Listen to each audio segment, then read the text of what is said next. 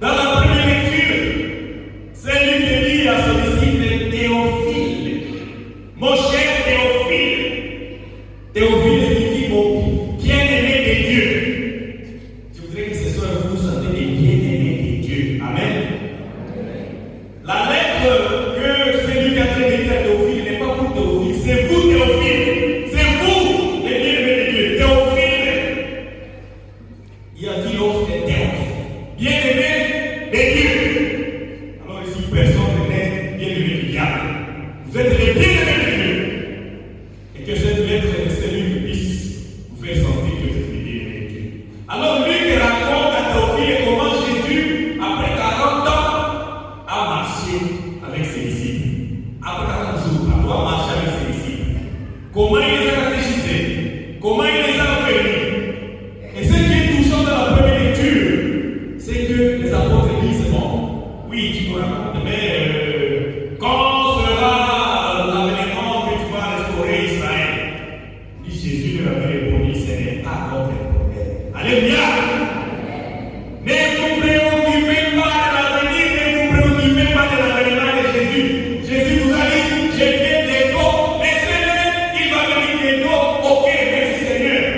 Mais ce que Jésus a dit aux apôtres, ce n'est pas à votre affaire. Qu'est-ce que vous devez faire? Témoigner. C'est ça, la mission que Jésus a laissée aux apôtres. Témoigner. Vous m'avez vu pardonner, vous m'avez vu donner, me donner, comprendre les gens. Témoigner de votre expérience avec moi. Amen. Je voudrais que vous puissiez quitter cette inquiétude. Demain sera comment? Jésus va venir comment? C'est quoi l'avenir? C'est quoi le paradis? Jésus dit, avec témoigner. C'est ça notre travail, notre mission.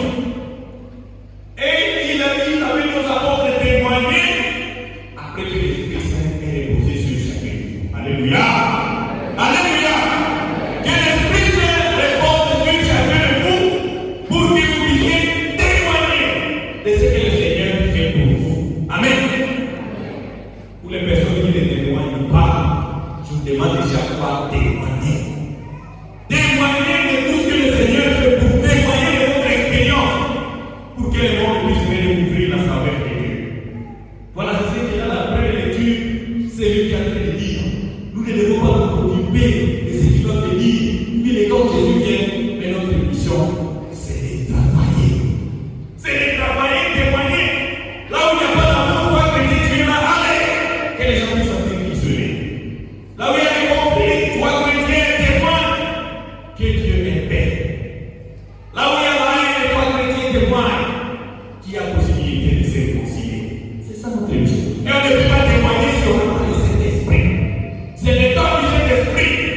Évoquez toujours le Saint-Esprit, le témoignage dans votre vie pour que le monde puisse redécouvrir la bonté de Dieu. Amen. Amen.